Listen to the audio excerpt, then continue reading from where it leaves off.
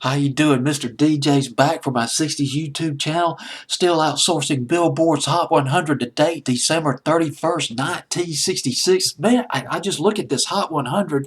It's like I want to do every Lost 45 on this thing. I mean, there's Color My World by Petula Clark, and Try a Little Tenderness by Otis Redding on here.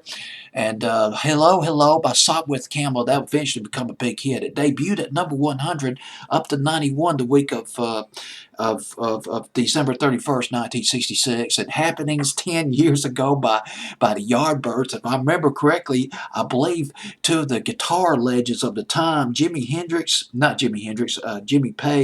and Eric Clapton, both played on that song, but don't quote me on that. Of course, we got Single Girl by Sandy Posey, top 5 records from that week in 1966.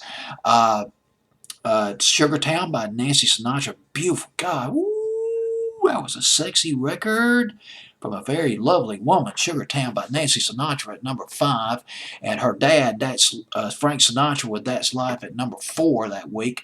Winchester Cathedral by the New Vaudeville Band at number 3, down from number 1 the previous week. And Snoopy versus the Red Baron by the Royal Guardsmen at number 2. It was at number 3, went to number 7, then to number 2, and at number 1. Song written by Neil Diamond. When I saw her face, I'm a believer.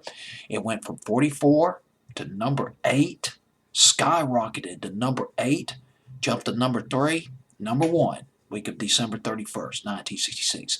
But the song I want to talk to you about is all the way down to number 93, debuting at number 93 on Billboard's Hot 100. December 31st, 1961, or 1966 rather, Take Me for a Little While by Patti LaBelle and the Bluebells. Got the fired up gospel passion of Patti LaBelle.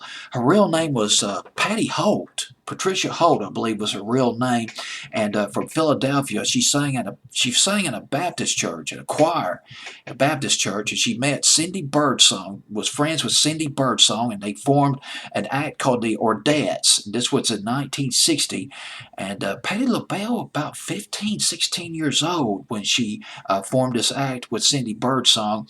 A year later, they added a couple of other people, Sarah Dash and Nona Hendrix.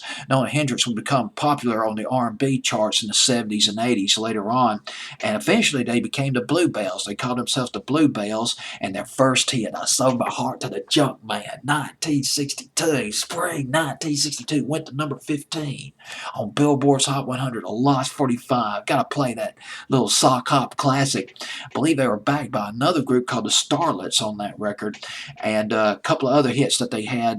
1963, You'll Never Walk Alone, and there was Danny Boy, and also they came out with Down the Aisle, the wedding song. That was in 1963-64.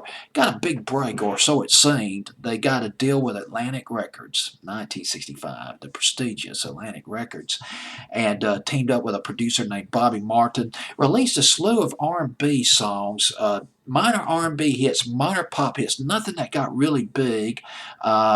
One of them, I think one of them was the song I've already mentioned, Down the Aisle, and the other one, Take Me for a Little While, debuting at number 93 the week of December 31st, 1966. But around this time, 1966, 1967, things start to change a little bit for Patti LaBelle and the Bluebells, not necessarily for the better. For one thing, Atlantic Records, they signed Aretha, 1967. Patti LaBelle had that great soulfulness, the great gospel influence singing, but we're talking Aretha. And Atlantic Records started pouring more of their energy into Aretha Franklin and sort of relegated Patti LaBelle and the Bluebells to the sidelines. Another thing that happened in 1967. Patti LaBelle and the Bluebells, they were reduced to a trio. Cindy Birdsong joined the Supremes in 1967.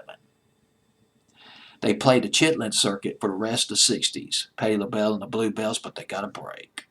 They got a new manager. Her name was Vicky Wickham. She was from England, 1970, and she did a complete makeover of Patti LaBelle and the Bluebells. First off, she shortened their name, thank God, to LaBelle. And then she gave them a racier, a sexier image with maybe a little bit more edgier R&B and gospel singing and songs. And they were wearing these gowns in the 60s. Well, forget about that. She dropped all that. She put them in flamboyant, somewhat sexy costumes in the 70s. And LaBelle released her first album in 1971, but became famous for Lady Marmalade in 1975, which was written by Kenny Nolan, originally done by Kenny Nolan, but made famous by LaBelle. But anyway, whoa, boy, that was a mouthful right there. Oh, goodness gracious. Take Me for a Little While by Patti LaBelle and the Bluebells on Billboard's Hot 100, December 31st, 1966.